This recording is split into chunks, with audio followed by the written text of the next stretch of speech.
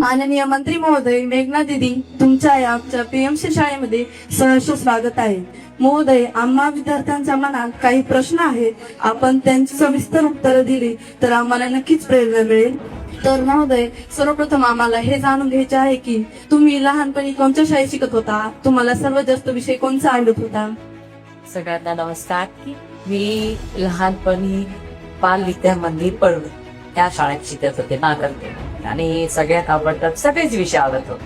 तर असं पर्टिक्युलर कुठला एखादा विषय आवडत ते सगळेच विषय. यानंतर माझी क्लास होईल अमृता गजमेने तुम्हाला प्रश्न विचारला. शाळेतील तुमची अशी कोणती आठवण आहे जी आजही तुम्हाला प्रेरणा देते? शाळेतील खूप साऱ्या आठवणी आहेत, पण सगळंच करायला मला आवडायचं. म्हणजे मग चित्रकला पण आवडायची. खेळांमध्ये मग प्रत्येक खेळामध्ये मला भाग घ्यायला आवडायचा.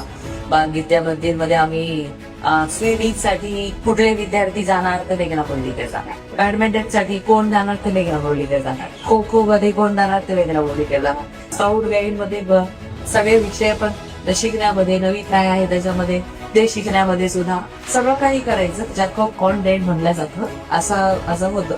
त्याच्यामुळे प्रत्येक आणि मी असेल तर मग आमच्या मैत्रिणीच्या आई वडील सुद्धा मग वेगळा आहे का ठीक का असं टाईप मध्ये होतं. त्याच्यामुळे खूप साऱ्या आठवणी आहेत शाळेतल्या. आणि प्रत्येक स्पर्धेमध्ये प्रत्येक परीक्षेमध्ये भाग घ्यायचा. भले आपण त्याच्यात प्राईज आपल्याला मिळेल किंवा नाही मिळेल, आपण जिंकू का हरू, आपण पास होऊ का नापास होऊ हा विचार करायचा, भाग घ्यायचा असं माझं होतं. आणि त्यांना सगळेच छान शालेय जीवन आनंद आहे. थँक्यू दीदी. जिल्हा परिषद शाळेत शिकणाऱ्या आम्हा विद्यार्थ्यांसाठी तुमचा काय संदेश आहे? की आपण जिल्हा परिषद शाळेमध्ये शिकतो म्हणून जगातल्या आपल्या वयाच्या इतर मुलांपेक्षा काहीतरी कमी आपल्यामध्ये आहे हा न्यूनगंड आपण बाळगू नये. आज पंतप्रधान नरेंद्र मोदीजीच्या नवीन शिक्षण नीतीमुळे, मुख्यमंत्री देवेंद्र फडणवीस साहेबांच्या विचारांमुळे आज जिल्हा परिषदेच्या शाळांमध्येही आपल्याला दर्जेदार शिक्षण मिळत आहे. त्यासाठी सर्वच आपले अधिकारी, कर्मचारी, शिक्षक वृंद हे प्रयत्न करत आहेत. म्हणून विद्यार्थ्यांना मला सांगायचंय की आपण शाळांमध्ये बसून सुद्धा जगभरामधले तुमच्या वयाचे मुलं मुली जे शिकताय ते ज्ञान आपल्याला आपल्या गावामध्ये मिळवून देण्यासाठी आम्ही सर्वजण तुमच्या सोबत आहोत. जगातली तुमची सगळी स्वप्न तुम्ही ह्या शाळेमध्ये शिकून पूर्ण करू शकता हा आत्मविश्वास तुमच्यामध्ये ठेवा. Thank you madam. मुलींनी मोठे स्वप्ने तारून यशस्वी होण्यासाठी कोणत्या गोष्टीवर विशेष भर द्यावा? स्वतःवर विश्वास ठेवायचा आणि आई वडील आजी आजोबा शिक्षणाचं सगळं ऐकायचं आणि एक स्वप्न बघायचं की मला जगामध्ये इथपर्यंत पोहोचायचंय. आणि मग ते स्वप्न पूर्ण करण्यासाठी बऱ्याचशा अडचणी येतात. त्या अडचणींनी खचून जायचं नाही. बरेचशी आपल्याला मन विचलित करणारे काही गोष्टी येतात आयुष्यामध्ये. आपलं मन विचलित होऊ द्यायचं नाही. आपलं ध्येय, आपलं स्वप्न पूर्ण करण्यासाठी आपण जिद्दीने मेहनत करायची, सातत्य ठेवायचं हे मी मुलींना सांगू शकतो. थँक्यू. तुम्ही आज या पदापर्यंत पोहोचण्यासाठी कोणाकडून सर्वात जास्त प्रेरणा घेतलेली आहे? त्याला सांगू तर मी ह्या पदापर्यंत पोहोचायचं माझं स्वप्न आयुष्यात नव्हतं, परंतु माझ्या गुरुनच माझ्या बाबांच्याकडनं मी बघितलं की आपण ह्या पदावरती असल्यानंतर हजारो लाखो लोकांचा आपण कल्याण करू शकतो. त्यांच्यासाठी खूप काही चांगलं आपण करू शकतो.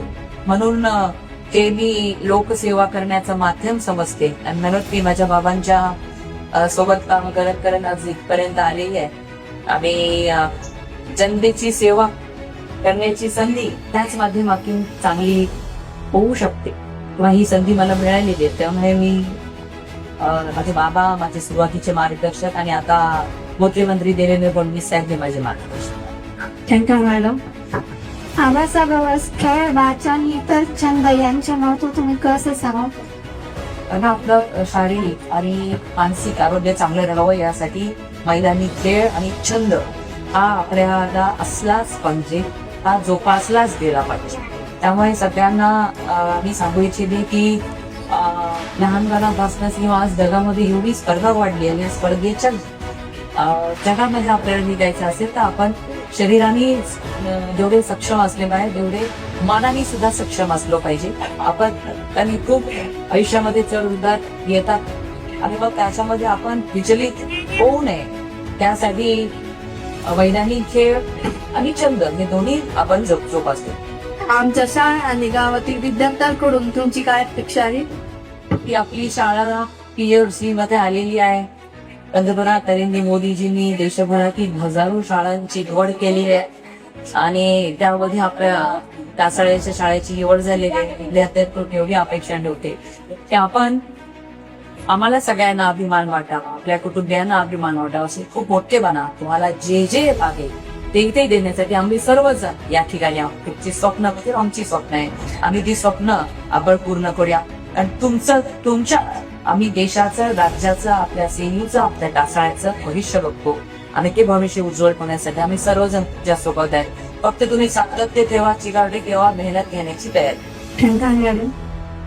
भविष्यात आम्हाला अधिकारी, डॉक्टर, अभियंते किंवा लोकप्रतिनिधी व्हायचे असेल तर आम्ही आतापासून कोणत्या सवयी आम्ही करावं? बघा आता मी तिथे ते वाचलंय APJ अब्दुल कलामांचं quote, degree is just a piece of paper. Your real education is seen in your behaviour. आपण किती पण डिग्र्या घेतल्या पण आपण कसे वागतो ह्याच्यावरती आपला भविष्य किंवा आपल्यावरती लोकांचा आदर, सन्मान किंवा आपलं भविष्य हे डिपेंड असतं. त्याच्यामुळे डिग्र्या घेत असतानाच आपण कसे वागतो, समाजाला आपण काय देतो, आपण कशा पद्धतीने या देशाच्या प्रगतीमध्ये एक हिस्सा होऊ शकतो. स्वतःच्या कुटुंबे असतील, स्वतःच्या परिसरातील लोक असतील जिण्यासाठी काय चांगलं करू शकतो. भलेही डिग्री आलेल्या असो किंवा 10 डिग्री असले पण आपल्याकडून लोकांना काय फायदा ह्याच्या स्वरूप बरंचसं नाही डिपेंड असतं. म्हणून आपल्या वागण्यात आपण लोकांना त्याच्या पद्धतीने करू शकतो. देशाच्या जडणघडणीमध्ये, देशाच्या प्रगतीमध्ये, देशाच्या विकासामध्ये आपण काय करू शकतो हे आम्ही विचार केला पाहिजे. थँक्यू. शाळेतील पहिल्या दिवशी तुम्ही आम्हा सर्व विद्यार्थ्यांना काय संदेश द्याल? खूप खूप शुभेच्छा देत्री. आपला हे वर्ष यशस्वी असं व्हावं आणि जे जे काही छान आपल्याला नवीन शिकता येईल ते तुम्ही शिकण्याचा प्रयत्न करावा. आज आपल्याला चांगले शिक्षण अधिकारी त्या ठिकाणी मिळालेले आहेत, चांगले व्हिडिओ आपल्याकडे आहेत, ती नवनवीन संकल्पना आपल्या विद्यार्थ्यांना देण्यासाठी ते प्रयत्नशील असतात आणि त्यांनी की माझ्या जिल्ह्यातील माझ्या लेकरांना जे जे बेस्ट देता येईल ते करण्यासाठी ते जे काही मला सुचवतील बालकमंत्री म्हणून ते आम्ही तुम्हाला सर्व देऊ. पण त्या देशाच्या, राज्याच्या पटलावरती आपल्या विद्यार्थ्याची दखल घेतली जावं असं काम किंवा अशा पद्धतीचे ह्या वर्षभरामध्ये आपण कामगिरी त्या शुभेच्छा आपल्याला देतो ही अपेक्षा आहे. Thank you madam. तुम्ही पुन्हा आमच्या शाळेला भेट द्याल का आणि पुन्हा आम्हाला आशीर्वाद द्याल का? नेहमी मी शाळेत किंवा गावात आले की पहिली शाळा चालू असेल तर मला माझ्या सगळ्या सहकार्यांना माहितीये शाळेला भेट देणं हा माझा आवडता छंद आहे आणि म्हणून जेव्हा मी गावात येईल, शाळा चालू असेल तर मी निश्चित तुम्हाला सगळ्यांना भेट द्यायला येईल. थँक्यू महोदया. आपण आमच्या प्रश्नांची अतिशय प्रेमाने आणि आपुलकीने उत्तर दिली त्याबद्दल मी तुमचे मनपूर्वक आभार मानते. आपले मार्गदर्शन, आपले विचार आम्हाला नक्कीच भविष्यात मोठी स्वप्ने पाहण्याची आणि ती पूर्ण करण्याची प्रेरणा देतील. आपण पुन्हा आमच्या शाळेत यावे हीच आमची अपेक्षा. धन्यवाद.